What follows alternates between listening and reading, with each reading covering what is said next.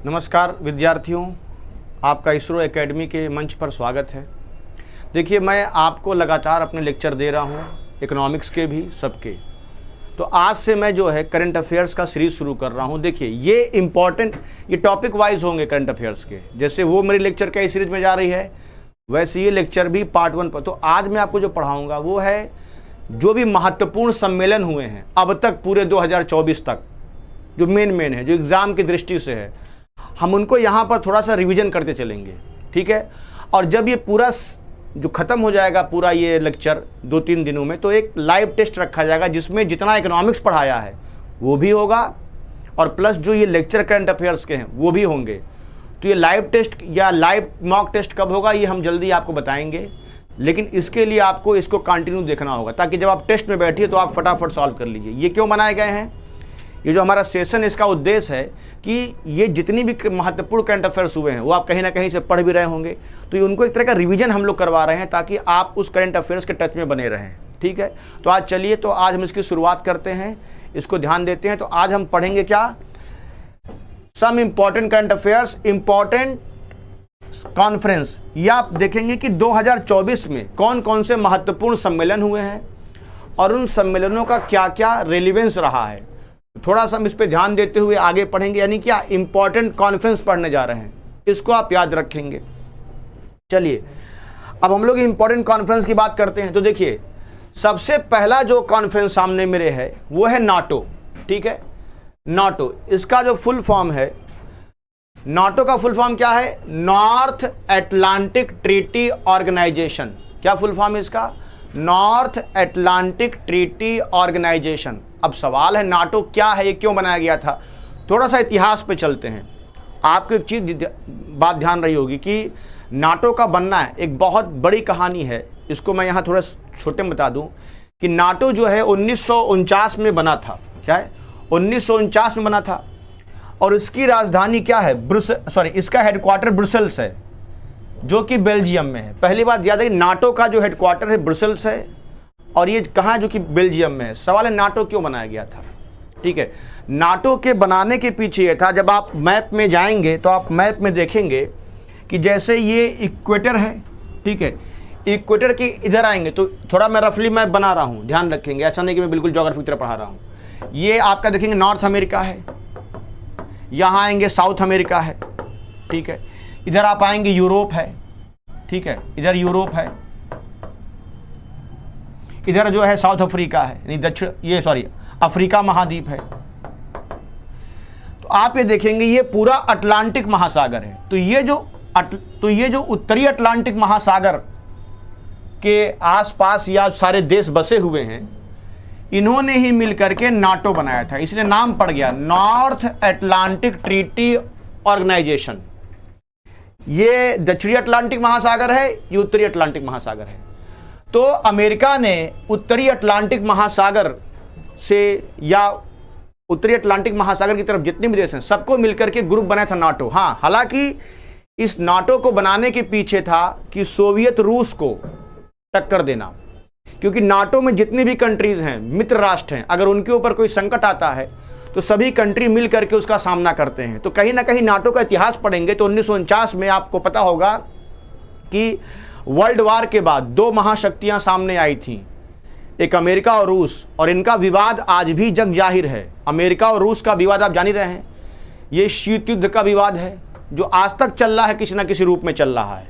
ये 2 ध्रुव बन चुके हैं, एक अमेरिका एक रूस।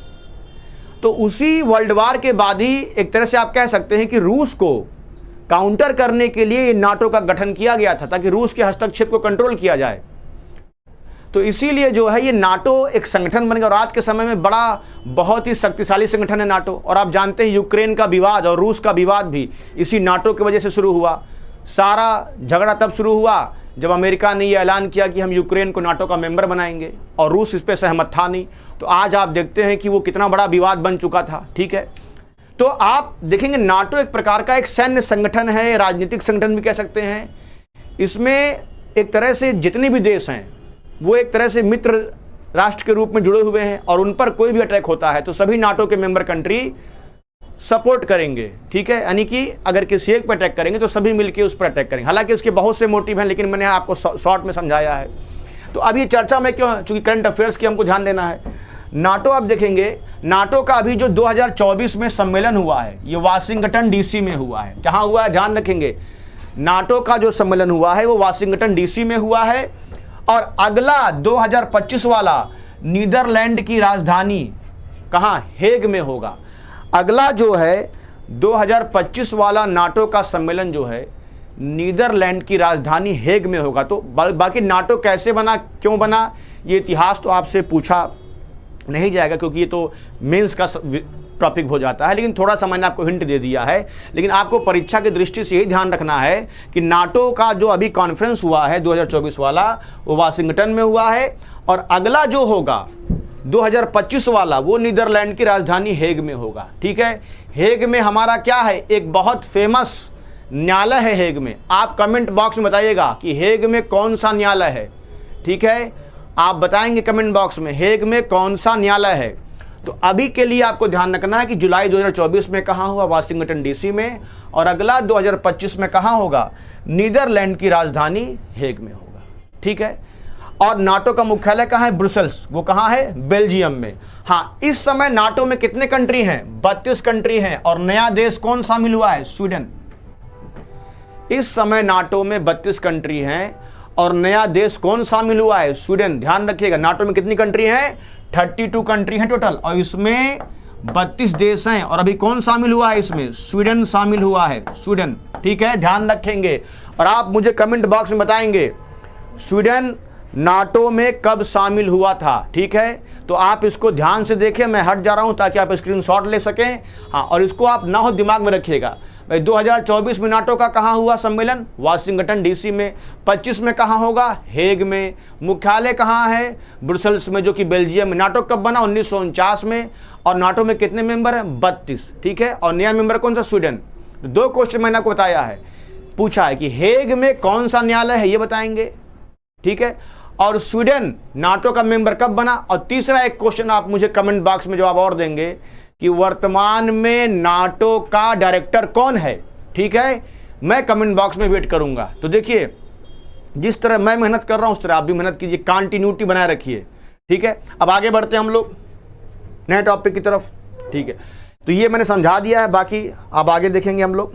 हाँ, अब देखिए G7 सबको पता है, G7 क्या है, इसका बैठक कहाँ हुआ है, सिंपल है। अभी हम ये पहला पार्ट है, तो अभी जो फेमस चीज़ें उनको थोड़ा दिमाग में डालें। G7 अभी इसकी बैठक 2024 में हुआ था। कहाँ हुआ है, इटली के फसानो अपूलिया, ध्यान रखिएगा, इटली के फसानो में अपूलिया में हुआ है, ध्यान रखिएगा, अपूलिया वहाँ का एक शहर है इटली का, वहीं पे हुआ है क्या। तो पहला ध्यान रखिए, G7 की बैठक कहाँ हुई, अपूलिया में हुआ है, जो कि फसानो में है, ठीक है। हाँ, अब ध्यान रखेंगे G7 क्या है, G7 विश्व के उन शक्तिशाली देशों का समूह है जो विकसित भी है और पावरफुल भी हैं, ठीक है। और शायद मैंने क्लास में इसकी कई बार चर्चा की है G7 की। हाँ, इसमें कुछ कंट्री को आउटरीच बोलते हैं। आउटरीच मतलब जो G7 के मेंबर नहीं हैं मगर उनको बुलाया जाता है। जैसे इस समय भारत जो है इस G7 की बैठक में, यानी कहाँ, इटली के अपूलिया में आउटरीच कंट्री के रूप में शामिल हुआ, ठीक है, ध्यान रखेंगे। मतलब मेंबर तो नहीं है मगर बुलाया गया। और आप मुझे बताएंगे कभी G7 जो था G8 के नाम से जाना जाता था, क्यों, जब इसमें रूस शामिल था, रूस अलग हो गया तो ये G7 हो गया, ठीक है। और तो आप ये ध्यान रखेंगे कि इसमें जो है ये इसका जो बैठक हुआ था G7 का, जो कि विश्व के विकसित और शक्तिशाली देशों का समूह है, ये बैठक कहाँ हुआ था, इटली के अपूलिया में, जो कि फसानो में है, ठीक है। और इसमें इंडिया ने भी इस बार आउटरीच कंट्री के रूप में भाग लिया है, जो कि मैं G7 का मेंबर नहीं है मगर बैठक में जाते हैं, ठीक है। हाँ, अब इटली की जो पीएम है, इनका नाम ध्यान रखिए, जॉर्जिया मेलोनी है। इनको लोग काफ़ी ज़्यादा ये फेमस हैं। तो जॉर्जिया मेलोनी है इटली की जो है पीएम है, ध्यान रखेंगे। और आपके लिए एक सवाल है, बड़ा आसान सवाल, आप ये बताएंगे कि जो G7 कंट्री है उसमें कौन कौन से देश हैं, सबसे आसान सवाल है। और दूसरा सवाल आप मुझे कमेंट बॉक्स में जवाब देंगे कि रूस जो है G7 से क्यों रूस G8 से अलग हो गया था। बस कमेंट बॉक्स में मैं आज आपको क्वेश्चन ज़्यादा दे रहा हूँ, आप कमेंट बॉक्स में मैं देखूंगा जरूर कि आप मैंने इसकी चर्चा क्लास में की थी कि रूस क्यों G8 से अलग होके आज वो G7 बन गया। ठीक है, तो आप मुझे बताएंगे एक ऐसा क्षेत्र था जिसके विवाद की वजह से रूस जो है G8 से बाहर हुआ, आज वही G8 G7 बन गया है। ठीक है, तो आप बताएंगे। आप बाकी परीक्षा की दृष्टि से ध्यान रखना है किस शहर में बैठक हुई, कहाँ पे हुआ, ठीक है, और इसमें आउटरीच कंट्री के रूप में इंडिया भी शामिल हुआ है। तो इतनी बातें आपके सामने हैं। और इटली की जो है पीएम कौन है, जॉर्जिया मेलोनी है। ठीक है, बाकी अब आप मुझे बताएंगे क्या है कि मैंने क्या कहा आपको बताना G7 में कौन कौन सी कंट्रीज हैं। तो देखिए जो मैं पढ़ा रहा हूँ ना, ये सब लगातार निरंतरता बनाए रखिए, क्योंकि देखिए एग्ज़ाम का जो पैटर्न है वो जब तक आप कंटिन्यू नहीं चलेंगे तब तक आप पेपर तक पहुँच नहीं सकते। ऐसा कोई बुक या किताब नहीं है, कोई टॉपिक नहीं है कि जिसको एक दिन में पढ़ाया जाए और वो सब एग्ज़ाम में आपके आ जाए। ये कुछ ऐसा है जैसे आप एक हीरा निकालने के लिए कितनी बड़ी खदान को खोदना पड़ता है, सोना निकालने के लिए कितना बड़ा माइंस को खोदना पड़ता है, कुछ ऐसा ही ये अध्ययन है। आप जब बहुत मेहनत करेंगे तब जाके आपका परीक्षा के पेपर पर कमांड होगा। ठीक है, तो इसीलिए आप जो मैं जितना पढ़ा रहा हूँ आप उसको ध्यान से पढ़िए, चाहे वो इकोनॉमिक्स हो चाहे वो करंट अफेयर्स हो। ठीक है, तो इस तरह चलिए हम लोग फिर आगे बढ़ते हैं।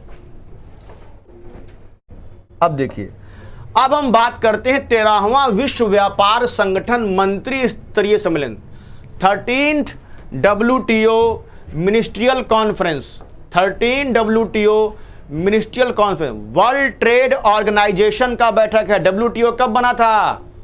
1995 में बना था WTO।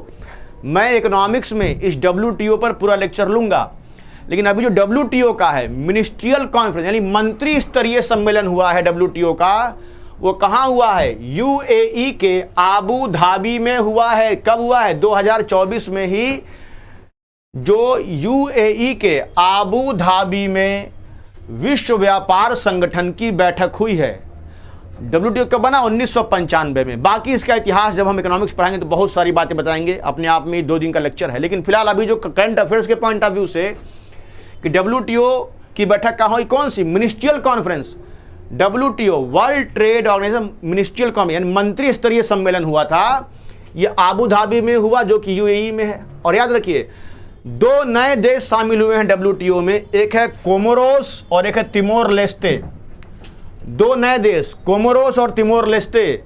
आप ये बताएंगे मैप देख करके ये कि ये दो देश हैं, ये कहां पर हैं, मैप देख के बताएंगे कोमोरोस और तिमोर लेस्ते कहां हैं या किस महासागर की तरफ ये बसे हुए हैं, इन देशों को बताएंगे। तो अभी इसमें 164 थे। कोमोरोस और तिमोर लेस्ते के आने के बाद इनकी संख्या कितनी हो गई?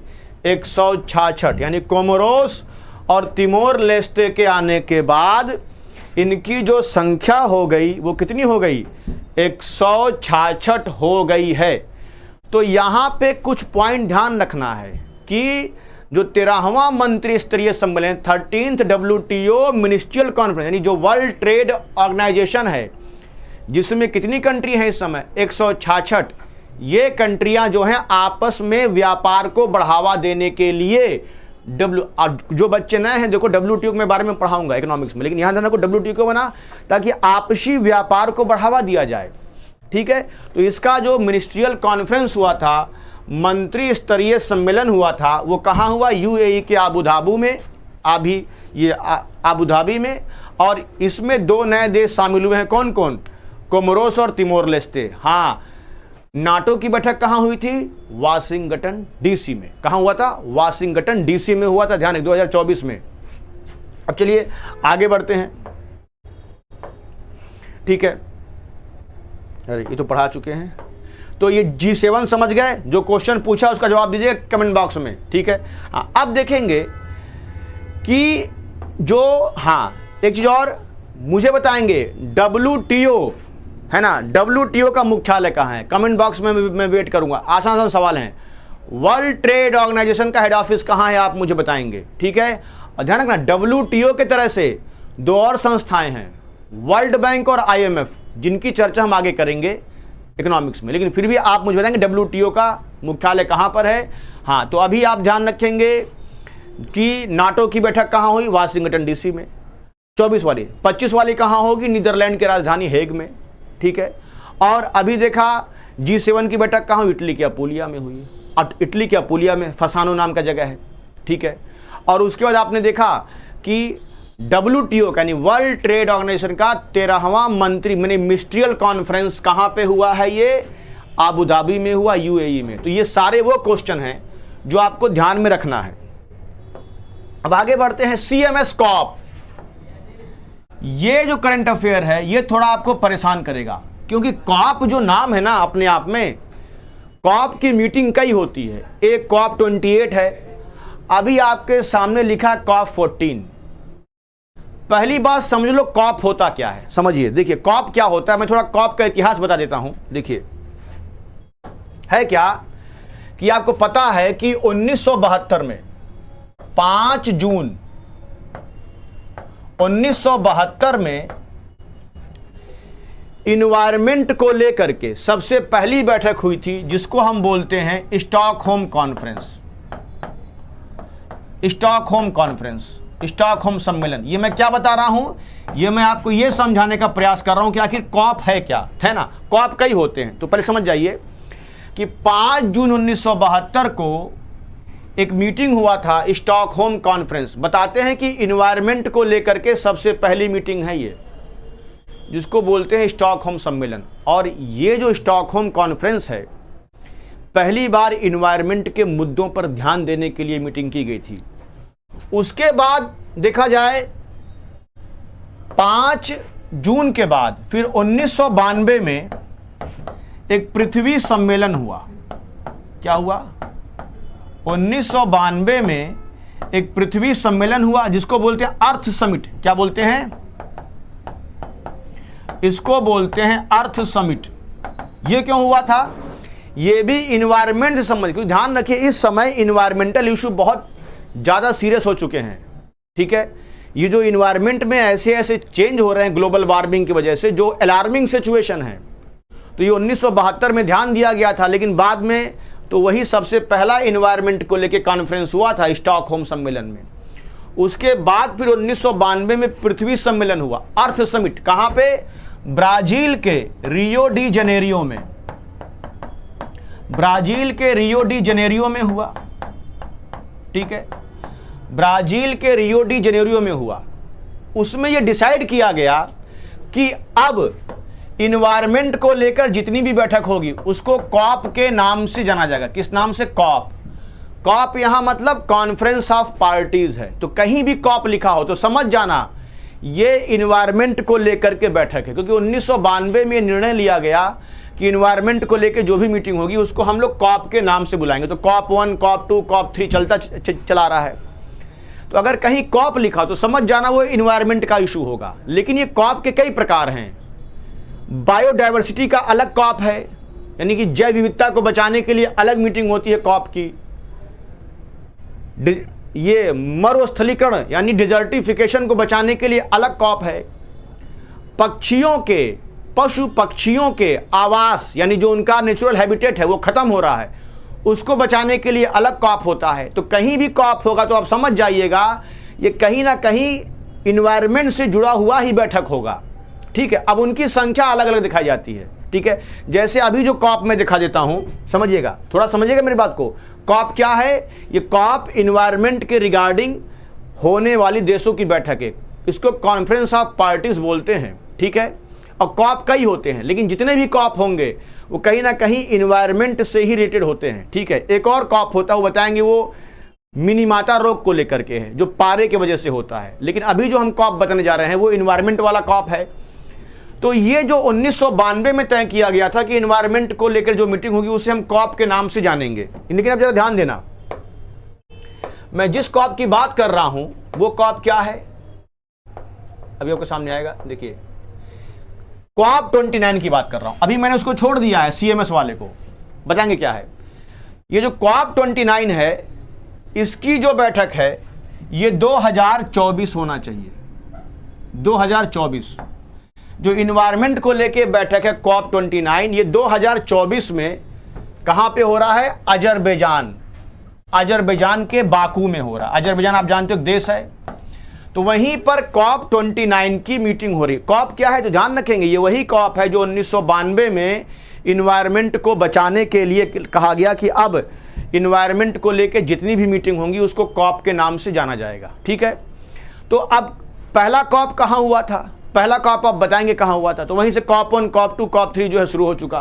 तो अब जो अभी जो कॉप होने वाला है, कॉप मतलब कॉन्फ्रेंस ऑफ पार्टीज, पार्टी मतलब यहाँ देश से है। ठीक है, तो ये जो अभी जो कॉप होने वाला है 2024 का, वो अजरबैजान के बाकू में होने वाला है। कहाँ? अजरबैजान के बाकू में। हाँ, अब ध्यान रखिएगा, ये कॉप 30 कहाँ होगा? कॉप 30 होगा 2025 में। कहाँ? ब्राजील में। ब्राजील की बात है कि ब्राजील में होने की बात चल रही है। तो अभी वाला जो हुआ है 2024 में अजरबैजान के बाकू में हो रहा है, और कॉप 30 जो है ये ब्राजील में होगा। कॉप 28 कहाँ हुआ था? 2023 में। बताएंगे कॉप 28 कहाँ हुआ था? 2023 में हुआ था। ठीक है, ये कब हुआ था आप बताएंगे। तो कुछ सवाल आज मैंने ज़्यादा दिए हैं कि कॉप 28 2023 में हुआ था। कमेंट बॉक्स में देखूंगा सबका जवाब। बहुत से क्वेश्चन दिया है, ये आपके रिवीजन के लिए है कि नाटो का हेड कौन है इस समय, स्वीडन नाटो का मेंबर कब बना, G7 में कितने कंट्रीज हैं, कॉप 28 की मीटिंग कहाँ होगी। ठीक है, कॉप 29 तो मैंने बता दिया। अगला जो कॉप है कॉप 30, ये कहाँ होगा? ये कॉप 30 जो है भैया ब्राजील में होगा। ध्यान रखें, कहाँ होगा? ब्राजील में। तो इसको ध्यान रखेंगे। अब आप कहोगे सर ये बताइए आपने इसको क्यों हटा दिया था? ये जो कॉप है मैंने जानबूझ कर हटा कि पहले मैं एक जो सामान्य कॉप है बता दूं। ये जो कॉप आपको दिख रहा है ये क्या है? देखो, ये कॉप जो है, ये वाला कॉप कुछ अलग है जो आपके सामने है। ठीक है, ये जो कॉप है ये है क्या? कॉप 14। कहोगे सर कॉप 14 क्या है? तो ध्यान रखना, अगर कॉप 14 पूछ लिया तो उसका जवाब कुछ और होगा।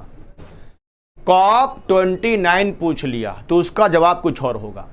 ठीक है, ये कॉप पहले समझो, अभी बताऊंगा कॉप 14 है क्या। पहले कॉप 20, कॉप 14 जान लो कहां पे हुआ। ये कॉप 14 का जो बैठक हुआ है उज्बेकिस्तान में हुआ है। कहां हुआ है? उज्बेकिस्तान में हुआ है। कहोगे सर अभी तो आप कॉप 28 बता रहे थे, वो क्या है? देखो, कॉप 28 जो हुआ है वो ग्लोबल वार्मिंग को लेकर मीटिंग हुआ है कि कैसे ग्लोबल वार्मिंग को कम किया जाए। वही कॉप 28 है, कॉप 29 है। तो कॉप 28 या 29 ये ग्लोबल वार्मिंग को लेकर के जो मुद्दा है उसके लिए हो रहा है। ठीक है, और वो कॉप 13 है, यानी जो ग्लोबल वार्मिंग को लेकर के कॉप हुए हैं वो अब तक 29 हो चुके हैं। कॉप 30 होने वाला है। कहाँ होगा? ब्राजील में। ये जो कॉप है ये क्या है? ये उज्बेकिस्तान में हुआ है। ओके सर ये है क्या? अब देखो सवाल वही है कि आखिर ये कौन सा कॉप है। चलिए मान लिया कि जो कॉप 28 है और कॉप 29 है जो अजरबैजान में हो इस बार हो रहा है 2024 में, वो ग्लोबल वार्मिंग को लेकर के है कि वैश्विक तापन यानी ग्लोबल वार्मिंग की समस्या से कैसे निपटा जाए इसको लेकर के है। लेकिन ये बताइए कॉप 14 किस समस्या को लेकर है? तो बता देता हूं, देखिए जो कॉप 14 है वो क्या है, ये हमारे जैसे इन्वायरमेंट में आप देखोगे, इन्वायरमेंट में एक समस्या आ रही है। समस्या क्या आ रही है? समस्या ये है कि जंगली जानवरों की प्रवासी प्रजातियों के संरक्षण से संबंधित सम्मेलन। मतलब देखिए बहुत से जानवर हैं, जंगली जानवर हैं जो प्रवास करते हैं, मतलब माइग्रेट कर रहे हैं एक जगह से दूसरे जगह। समझिए, क्योंकि मैंने कहा ना इन्वायरमेंट में बहुत सारे इशू हैं। तो एक इशू ये भी है कि बहुत से जीव जंतु पक्षी प्रवास करते हैं एक जगह से दूसरी जगह, और उनके प्रवास को लेकर के कोई समस्या ना आए या उनका जो नेचुरल हैबिटेट है उस पर कोई असर ना पड़े। क्योंकि देखो हम बता दें इस समय की भी समस्या चल रही है कि पशु पक्षियों का आवास समाप्त हो रहा है। बहुत सारे नियम हैं, पशु पक्षियों का आवास समाप्त हो रहा है क्योंकि जैसे जैसे अर्बनाइजेशन बढ़ रहा है, शहरीकरण बढ़ रहा है, उनके आवास जो है समाप्त हो रहे हैं। बहुत से जीव पशु पक्षी प्रवास कर रहे हैं। आप देखो ना हमारे इंडिया में भी आपने सुना होगा गंगा जी के तट पर, जहां बनारस में वहां पर साइबेरिया से पक्षी आते हैं यहां पर प्रवास करने। तो बहुत से ऐसे पशु पक्षी हैं जो प्रवास करते हैं एक जगह से दूसरी जगह। उनकी सुरक्षा को ध्यान में रखते हुए, यानी उनके संरक्षण के लिए जो एक सम्मेलन हुआ था, वो सम्मेलन कहां हुआ था? इसको हम लोग, वो जर्मनी के बान में हुआ था। कहां हुआ था? जर्मनी के बान में। ठीक है, जर्मनी के बान में एक समझौता हुआ था। किसके लिए? इन्हीं जो हमारे माइग्रेटरी बर्ड हैं या माइग्रेटरी एनिमल हैं, उनको लेकर के एक एग्रीमेंट हुआ था जर्मनी के बान में। ये एग्रीमेंट किसने करवाया था? ये एग्रीमेंट करवाया था यूनाइटेड नेशन इन्वायरमेंट प्रोग्राम में, यूएनईपी ने करवाया था। ठीक है, तो यहां दो तीन बातें हैं थोड़ा कि बान एग्रीमेंट क्या है। बान जर्मनी में हुआ था। बान एक जर्मनी में जगह है, वही उसी बान में कन्वेंशन हुआ था कि जितने भी प्रवासी प्रजातियां हैं, यानी जो माइग्रेट करते हैं एक जगह से दूसरी जगह, उनके संरक्षण के लिए क्या क्या किया जाए, इसी को लेकर के बान कन्वेंशन हुआ था। जैसे आप समझोगे ना कि ग्लोबल वार्मिंग को लेकर के चल रहा है एग्रीमेंट, तमाम एग्रीमेंट है, क्योटो प्रोटोकॉल है, पेरिस समझौता है, ये ग्लोबल वार्मिंग को लेकर। उसी तरह जो प्रवासी पक्षी हैं, है ना, माइग्रेटरी बर्ड हैं या जो पक्षी हैं, उनके लिए जो माइग्रेटरी स्पीसीज हैं, उनको बचाने के लिए भी जो समझौता हुआ है उसको कहते हैं बान कन्वेंशन। क्या बोलते हैं? बान कन्वेंशन। ध्यान रखना, बान कन्वेंशन जो है 1983 में लागू हुआ था। यानी 1983 में जर्मनी के बान में एक समझौता हुआ जिसमें जो भी पशु पक्षी माइग्रेट करते हैं, हमने कहा ना, इसका एग्जाम्पल सबसे अच्छा है जो साइबेरिया से हमारे यहाँ पशु पक्षी आते हैं। ऐसे बहुत सारे पशु पक्षी हैं जो माइग्रेट करते हैं एक जगह से दूसरी जगह। ठीक है, तो उनके संरक्षण के लिए जर्मनी के बान में हुआ था, एक एग्रीमेंट हुआ था, वो 1983 में हुआ था, जिसको हम लोग बान कन्वेंशन कहते हैं। क्या बोलते हैं? बान कन्वेंशन। ये 1983 में हुआ था, तो इसी को हम लोग बोलते हैं CMS। क्या? Convention on the conservation of migratory species of wild animal. तो इसी को लेकर के जो अभी बैठक हुई उसको COP14 बोलते हैं। क्या बोलते हैं? COP14। तो कृपया करके COP29 और COP14 में कंफ्यूज मत होइएगा। COP29 क्या है? ये इन्वायरमेंट को लेकर के ग्लोबल वार्मिंग की समस्या से संबंधित बैठक है जो अजरबैजान में बाकू में हो रहा है। और COP14 क्या है? COP14 भाई ध्यान रखिएगा, ये जर्मनी के बान में हुआ है। कहां हुआ है? जर्मनी के बान। सॉरी, COP14 क्या है? ये COP14 जो है माइग्रेटरी बर्ड, यानी माइग्रेटरी स्पीसीज, यानी जो पशु पक्षी प्रवास करते हैं, यानी एक जगह से दूसरी जगह जाते हैं, उनके संरक्षण को लेकर के जो बैठक हुई है COP14 कि उनको कैसे प्रोटेक्ट किया जाए। ठीक है, क्योंकि इस प्रवास में बहुत से पशु पक्षी जो है समाप्त हो जाते हैं, उनका शिकार हो जाता है। तो इन सब से निपटने के लिए COP14 हुआ है। ठीक है, और COP14 किससे संबंधित है? COP14 संबंधित है CMS से। CMS क्या है? Convention on the conservation of migratory species of wild animal. ठीक है, जितने भी जंतु हैं, चाहे वो पशु पक्षी हो चाहे वो जंगली जंतु हो, सबके माइग्रेशन को ध्यान में रख करके उनकी सुरक्षा के लिए एक हुआ था समझौता, जिसे क्या कहते हैं? बान कन्वेंशन। क्या बोलते हैं? बान कन्वेंशन। तो बान कन्वेंशन क्या है? जो माइग्रेटरी जानवर हैं, पशु पक्षी हैं, उनके सुरक्षा के लिए किया गया समझौता है बान कन्वेंशन। कब हुआ था? 1983 में लागू हुआ था। कहाँ हुआ था? जर्मनी में। तो इसी प्रवासी पक्षियों के सुरक्षा को लेकर के, यानी बान कन्वेंशन के अंदर का जो भी कुछ निर्णय लिया गया था, उसी को ध्यान में रखते हुए हर साल मीटिंग होती है। तो ये मीटिंग इस बार है COP14 की। कौन सी? COP14 की। ये कहाँ हुआ है? उज्बेकिस्तान में। और ये किससे संबंधित है? CMS से। तो वो जो COP28 है, COP29 है ग्लोबल वार्मिंग से, ये COP14 किससे संबंधित है? CMS से, convention on the conservation of migratory species. ये जानेगा, प्रवासी जीव जंतुओं के सुरक्षा को ध्यान में रख करके जो मीटिंग हुई है उसे कहते हैं COP14। और ये पहली बार प्रवासी पशु पक्षियों की सुरक्षा पर ध्यान कहाँ दिया गया था? जर्मनी के वान में। जर्मनी के वान में एक समझौता हुआ था 1983 में, और आज इसमें जो है कुल CMS में 133 देश हैं। कितने देश हैं? 133 देश हैं जो इस समस्या को लेकर के विचार करते हैं। ठीक है, तो कृपया करके COP28, COP29 और COP30 और COP14 में कंफ्यूज मत होइएगा। तो COP14 क्या है? ये जीव पशु पक्षियों के प्रवास को लेकर के जो समस्या है उससे निपटने के लिए जो मीटिंग है वो COP14 है। COP29 जो अभी हुआ है कहाँ पर? अजरबैजान में हुआ है। ये किससे संबंधित है? ये जलवायु परिवर्तन से संबंधित है। और COP30 कहाँ होगा? COP30 होगा कहाँ पर? ब्राज़ील में। एक बार मैं रिवाइज कर देता हूँ। नाटो का बैठक कहाँ हुआ? वाशिंगटन DC में। 2025 में कहाँ होगा? नीदरलैंड के हेग में। ठीक है। G7 कहाँ हुआ? इटली के अपुलिया में हुआ है। अब देख रहे ये COP14 कहाँ हुआ? COP14 क्या है? जीव जंतुओं के प्रवास से लेकर के जो समस्या आती है उससे निपटने के लिए COP14 हुआ है। COP14 कहाँ हुआ? उज्बेकिस्तान में हुआ है। और COP14 का संबंध किस समझौते से है? बान कन्वेंशन से। बान कन्वेंशन कब हुआ था? 1983 में। कहाँ हुआ था? जर्मनी में। बान एक जर्मनी का शहर है। वहीं पर जितने भी पशु पक्षी प्रवास करते हैं उन प्रवासी पशु पक्षियों के संरक्षण को लेकर के एक एग्रीमेंट हुआ था, बान। तो उसी बान में तय किया गया था कि अब जो मीटिंग होगी इस पर भी होगी। इसे भी COP के नाम से जानते हैं। तो ये COP14 है और वो COP28। थोड़ा इसमें मैंने समय लिया समझाने के लिए क्योंकि मुझे पता है आप इसमें ओवरलैप कर सकते हो कि सर ये COP28 COP14 क्या है। हाँ, प्रवास का मतलब क्या है? जब कोई पशु पक्षी एक जगह से दूसरी जगह जाते हैं या कहीं निवास करते हैं तो उनकी सुरक्षा को ध्यान में रखते हुए इस तरह की मीटिंग की जाती है। क्योंकि देखो, पशु पक्षियों का भी धरती पर बने रहना बहुत जरूरी है। अगर पशु पक्षी समाप्त होते हैं तो ये अच्छे संकेत नहीं है हमारे लिए। इस पर भी कभी बात करेंगे इन्वायरमेंट की समस्या को लेकर के, लेकिन अभी पहले इस पर ध्यान देंगे।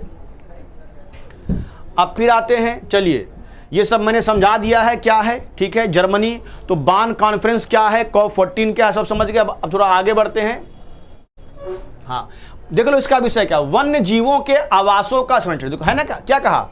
ये जो बान कन्वेंशन थोड़ा समझ लो, इसमें वन्य जीव के आवासों के संरक्षण पर ध्यान दिया जाता है। तो ये भी ध्यान रखिएगा, जो बान कन्वेंशन है, जो बान समझौता है, इसमें पशु पक्षियों के आवासों को ध्यान में रखा था। क्योंकि मैंने एग्जाम्पल दिया था कि भैया हमारे इस धरती पर पशु पक्षियों के आवास खत्म हो रहे हैं। आप देख रहे हो ना, मैंने बताया था कि उनके आवास खत्म हो रहे, बेचारे कहाँ जाएंगे। तो इन्हीं को लेकर के पहली बार ध्यान दिया गया था जर्मनी के बान में। और ये जो बान समझौता है वो किसने करा था? UNEP ने कराया था। कब? 1983 में कराया था भाई। इस पर मैंने समय लिया ताकि आप कंफ्यूज मत होइएगा। तो उसी बान समझौते को लेकर के COP14 हुआ है। कहाँ? उज्बेकिस्तान में। चलो, हाँ, अब आते हैं गुटनिरपेक्ष आंदोलन। ये भी अपने आप में लंबा टॉपिक है कि आखिर सर गुटनिरपेक्ष आंदोलन है क्या है ये। पहले हम समझ लेते हैं कि गुटनिरपेक्ष आंदोलन सम्मेलन हुआ कहाँ है। नैम का सम्मेलन हुआ है युगांडा के राजधानी कंपाला में। नैम का सम्मेलन, नैम समझो, गुटनिरपेक्ष आंदोलन नैम, इसका कहाँ हुआ सम्मेलन? युगांडा की राजधानी कंपाला में हुआ है। कहाँ हुआ है? युगांडा के कंपाला में हुआ है गुटनिरपेक्ष आंदोलन का सम्मेलन।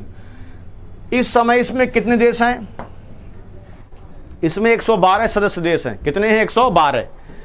अब जरा आप ध्यान देंगे कि इसमें कुल 112 सदस्य देश हैं। तो सवाल है सर ये नैम है क्या? ये जो आप पढ़ा रहे हैं ये नैम है क्या? ठीक है, तो आखिर सवाल ये बनता है कि नैम क्या है। तब तक मैं जरा पानी पी लूं।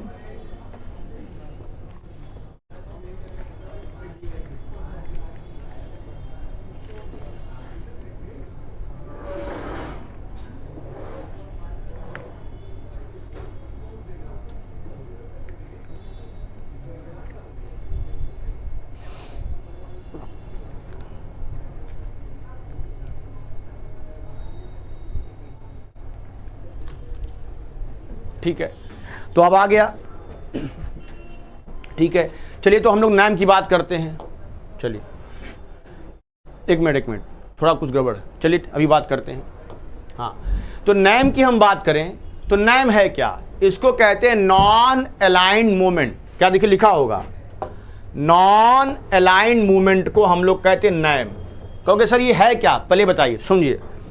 आपको ये पता होगा कि देखिए जब फर्स्ट वर्ल्ड वार खत्म हुआ तो यहां पर दो देश हो गए थे, एक अमेरिका और एक रूस। आपको पता है कि first world war second world war के बाद दो महाशक्ति सामने आई, एक आया अमेरिका और एक आया रूस। तो पूरा विश्व इन्हीं दो देशों के गुटों में बट रहा था। तो आप देखेंगे सेकेंड वर्ल्ड वार के बाद जो है, आप ये ध्यान रखेंगे कि लगभग आप ये समझिएगा कि एक लंबे समय तक अमेरिका और रूस में विवाद लंबा चला है। कब से? ये आप देखोगे, मैं दिखा रहा हूं, 1945 से, ध्यान रखना, 1945 से 91 तक अमेरिका और रूस के बीच कोल्ड वार चला है। ठीक है, कोल्ड वार चला है। बहुत लंबा समय था जब अमेरिका और रूस के बीच में ये कोल्ड वार चलता रहा। ठीक है, लगभग 1900 कब से 45 से 91 तक ये शीत युद्ध का दौर रहा है। पूरा विश्व दो गुटों में बट गया था। तो उसी समय आप देखेंगे कि प्रधानमंत्री जवाहरलाल नेहरू ने एक ऐसा कदम उठाया जो आज बहुत फेमस है। वो कदम क्या था? देखिए, इन्हीं देशों के वजह से सारे देश परेशान थे। अगर आप अमेरिका का साथ दे रहे हैं तो रूस के दुश्मन हो गए, रूस का साथ देंगे तो दुश्मन हो गया अमेरिका के। तो अब ये एक ऐसा उथल पुथल था जिसमें सारा विश्व परेशान था कि आखिर किया क्या जाए, और भारत के लिए भी चिंता का विषय था। तो देखिए, उस समय नेहरू जी ने एक ऐसा कदम उठाया जो आज तक उसको लोग याद करते हैं और एक अच्छा सिद्धांत माना जाता है। हुआ क्या था कि इंडोनेशिया के बांडुग में एक सम्मेलन हुआ था 1955 में। इंडोनेशिया में एक जगह है बांडुग, वहीं पे हुआ सम्मेलन 1955 में। इसको हम लोग बांडुग सम्मेलन कहते हैं। इसी में जो है नैम का गठन हुआ कि हम लोग नैम मतलब नॉन अलाइंड मूवमेंट, गुट निरपेक्ष, कि उस समय भारत के साथ साथ कुछ देश और थे, जैसे भारत है, मिस्र है, इंडोनेशिया है, युगोस्लाविया है, घाना है। भारत, मिस्र, इंडोनेशिया, युगोस्लाविया, घाना, इन सब ने मिलकर तय किया कि भैया हम इस गुट में नहीं पड़ेंगे, हम गुट निरपेक्ष रहेंगे। ना हम अमेरिका के साथ हैं, ना रूस के साथ हैं, ना ही रूस हमारा दुश्मन है, ना ही अमेरिका हमारा दुश्मन है। हम किसी देश को, किसी देश के सैन्य अभियान में किसी की मदद नहीं करेंगे। हम लोग स्वतंत्र रूप से अपनी विकास पर ध्यान देंगे, क्योंकि अगर आप रूस का समर्थन करेंगे तो अमेरिका के दुश्मन बन जाएंगे, और अगर अमेरिका के समर्थन करेंगे तो रूस के दुश्मन बन जाएंगे। तो ऐसे में किसी भी देश के सैन्य अभियान में शामिल ना होते हुए अपने विकास पर ध्यान देना ही क्या कहलाया? नैम, नॉन अलाइंड मूवमेंट, की गुट निरपेक्ष आंदोलन, कि हम भैया किसी गुट में नहीं है। क्योंकि आप याद रखो, अभी भारत उस समय आज़ादी हुआ था, मतलब एक तरह से धीमे धीमे विश्व युद्ध खत्म हुआ था, भारत आज़ाद हो रहा था। तो ऐसे में अगर हम किसी गुट में चले जाते तो हो सकता नुकसान ज़्यादा था, क्योंकि अमेरिका भी शक्तिशाली, रूस भी शक्तिशाली। तो इसीलिए भारत है, मिस्र है, इंडोनेशिया है, युगोस्लाविया है, घाना है, इन 5 देशों ने मिल करके इंडोनेशिया में एक सम्मेलन हुआ। कहाँ? बांडुग में। उसे बांडुग सम्मेलन कहते हैं। और इस सम्मेलन में गठन हुआ क्या? नैम का। नैम मतलब non aligned movement, non aligned movement मतलब गुट निरपेक्ष। हम किसी के साथ नहीं हैं, हमारा कोई दुश्मन नहीं, ना कोई हमारा दोस्त ही, मतलब हम किसी, सॉरी दोस्त कहना गलत है, मैं दुश्मन कहना सही है, लेकिन दोस्त हैं हमारे। अमेरिका भी दोस्त है, रूस भी दोस्त है। हम इसमें किसी की सैन्य अभियान में सहयोग नहीं करेंगे, हम अपने विकास पे ध्यान देंगे, हम किसी के दुश्मन नहीं है। तो ये है नैम। इस नैम का जो जन्मदाता है वो ध्यान रखिए नेहरू जी ही हैं। तो अगर कहा जाए जो नैम नाम का संगठन है, नॉन अलाइंड मूवमेंट, उसमें वो उसके संस्थापक देश कौन है, फाउंडर कंट्री कौन है? भारत है, मिस्र है, इंडोनेशिया है, युगोस्लाविया है और घाना है। हाँ, कभी कभी पूछता है कि उस समय कौन कौन लोग पीएम थे। तो देखो, उस समय जब ये नैम बनाया गया था कि भैया हम ऐसे ग्रुप हैं जो हम किसी का सैन्य मदद नहीं करेंगे, हम किसी के युद्ध में किसी का साथ नहीं देंगे। हम ना अमेरिका के दुश्मन है, ना ही रूस के दुश्मन है। तो देखो, उस समय कौन थे? भारत की तरफ से नेहरू जी थे पीएम, मिस्र के थे अब्दुल नासिर, इंडोनेशिया के थे सुकर्णो, युगोस्लाविया के थे टीटो, इनका पूरा नाम है जोसेफ ब्रोज टीटो, और घाना के थे क्वामे। कभी कभी पूछा जाता है कि नैम को बनाने में किनका किनका योगदान है, तो भारत के नेहरू जी, मिस्र के अब्दुल नासिर, इंडोनेशिया के सुकर्णो, युगोस्लाविया के टीटो, घाना के क्वामे। हाँ, इस समय नैम में कुल 1 मिनट देखिए, थोड़ा यहाँ पे चेंज करता हूँ मैं। यहाँ पे लिखा हुआ है हाँ 112। ये थोड़ा सा आप इसको इस समय की बात कर रहा हूँ, ये पुराना डाटा है। इस समय 121 है, इसको सही कर लेंगे। सॉरी, इस समय ये डाटा पुराना वाला था, 121 है, इस समय 121 है। तो नैम जो ये ऐसे देशों का समूह है जो ना अमेरिका के सैन्य अभियान में पड़ना चाहते, ना रूस के सैन्य अभियान में, ये अपना स्वतंत्र रूप से अपने विकास पर ध्यान देंगे। तो वही नॉन अलाइंड मूवमेंट कहा गया, गुट निरपेक्ष, ठीक है। और इसको लेकर के सम्मेलन होता है, ये कॉन्फ्रेंस होता है। तो ये कॉन्फ्रेंस इस बार 2024 में कहाँ हुआ? युगांडा के कंपाला में। और ध्यान रखिए 2024 से लेकर के 2027 तक युगांडा जो है इस सम्मेलन का अध्यक्ष रहेगा। तो ये जो है युगांडा के कहाँ हुआ है? कंपाला में हुआ है, आप इसको ध्यान में रखेंगे। चलिए अब आगे बढ़ते हैं। तो नैम क्या है? नैम क्या है? ये ऐसे देशों का समूह है जो गुट निरपेक्ष हैं, जो किसी भी देश के दुश्मनी में सैन्य सहायता नहीं करेंगे, बल्कि अपने विकास पर ध्यान देंगे। ये वही अमेरिका और रूस की वजह से बना था। कब बना था ध्यान रखेंगे, मैंने बताया था ये 1955 में जब इंडोनेशिया में हुआ था सम्मेलन। कहाँ हुआ था? बांडुग। जो बांडुग में सम्मेलन हुआ था 1955 में, कहाँ है बांडुग? इंडोनेशिया में। उसी में आ गया था, उसी में एक घोषणा पत्र पास हुआ था, एक डिक्लेरेशन पास हुआ था, जिसे बांडुग डिक्लेरेशन कहते हैं। तो ये भी ध्यान रखिए, बांडुग डिक्लेरेशन क्या है? नैम से संबंधित है। नैम क्या है? नैम एक ऐसे देशों का संगठन है जो गुट निरपेक्ष हैं, जो किसी के सैन्य अभियान में किसी की मदद नहीं करते, बल्कि वो अपने स्वतंत्र विकास पर ध्यान देते हैं। इसको बनाया किसने था? नेहरू जी ने, जो कि भारत के थे। भारत, घाना, इंडोनेशिया, यानी भारत, घाना, इंडोनेशिया, युगोस्लाविया ने मिल करके इस नैम का गठन किया था। कब? 1956 में बना था। 1955 में सम्मेलन हुआ था, कहाँ? इंडोनेशिया के बांडुग में। और आज तक ये सम्मेलन होता है ताकि इस नीतियों को हम आगे बढ़ाते रहें। और अभी ये सम्मेलन कहाँ हुआ है? अभी आपने देखा, ठीक है। तो इस तरह से आप देखेंगे ये युगांडा के कंपाला में हुआ। और ये ध्यान रखिए, ये जो आपका नैम है ना, ये पंचशील सिद्धांत पे काम करता है। पंचशील सिद्धांत वही है, ये 5 सिद्धांत हैं, और वही सिद्धांत जो है नैम में भी अप्लाई होते हैं, ठीक है। तो ये नैम, अभी ध्यान रखिए, ये नैम क्यों बना, इसका उद्देश्य क्या था, क्यों बनाया गया, मैंने बता दिया। बांडुग सम्मेलन क्या है, वो नैम से संबंधित है।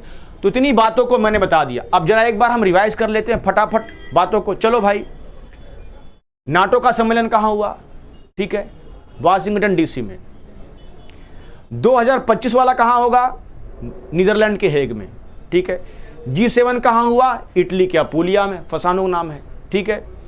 फिर आपने देखा नैम सम्मेलन कहाँ हुआ? नैम का जो सम्मेलन हुआ है कहाँ? ये युगांडा यानी कंपाला में हुआ है। CMS COP14, CMS क्या है? COP14 क्या है? जो हमारे जीव जंतु हैं उनके आवास के संरक्षण के लिए किया जाने वाला एक सम्मेलन है, वो COP14 के नाम से इस बार हुआ है। COP14 किससे संबंधित? CMS से। CMS क्या है मैं दिखा दूं, CMS क्या है एक बार ध्यान देंगे। CMS क्या है? CMS जो है आप ध्यान देंगे, CMS क्या है? CMS जो है convention on the conservation of migratory species of wild animal, यानी कि जो प्रवासी पक्षी हैं या उनके जो जीव जंतु हैं उनके आवास को बचाने के लिए किया गया समझौता। कब हुआ था? 1983 में। कहाँ हुआ था? जर्मनी के वान में। इस समय CMS में कितने देश हैं? 133 देश हैं, ठीक है। COP29 कहाँ हुआ है? अजरबैजान के कहाँ? बाकू में हुआ है। COP30 कहाँ होगा? 2025 में होगा। कहाँ होगा? ब्राजील में। तो इतनी बातों को मैंने बताया है। हाँ, थोड़ा सा आप इसको 1-2 बार देखेंगे तो कहीं मुझे पता 2 जगह आप थोड़ा सा फंस रहे होंगे। एक COP14 है, एक COP28 है। तो इसको 1-2 बार देख लेंगे, और अगर कोई प्रॉब्लम होगी तो आप क्लास में आकर के हमसे पूछ लेंगे, ठीक है। तो जिस तरह से आपने मेरे इकोनॉमिक्स के लेक्चर को सपोर्ट किया, उस तरह से आप इस लेक्चर को सपोर्ट कीजिए, क्योंकि आपके ही सपोर्ट से हम लोग टिके हुए हैं। ये जो पढ़ा रहा हूँ ये आपकी मेहनत है जो मुझे पढ़ाने के लिए मजबूर करती है, ठीक है। तो इस तरह से आप देखिए और नॉलेज को अपडेट कीजिए। फिर मिलते हैं नेक्स्ट क्लास में, हाँ यहाँ ध्यान रखिए, मेरी रोज एक क्लास करंट अफेयर्स की होगी और अगली क्लास जो आएगी वो इकोनॉमिक्स की होगी। तो इकोनॉमिक्स करंट अफेयर्स चलेंगे, मतलब मैं आपको 7 दिन कंटिन्यू क्लासेस आपको देता रहूँगा। अब आप इसको देखिए और हमारे इस इसरो एकेडमी को सब्सक्राइब कीजिए चैनल को, ठीक है। फिर मिलते हैं एक बेहतर क्लास में, तब तक के लिए धन्यवाद।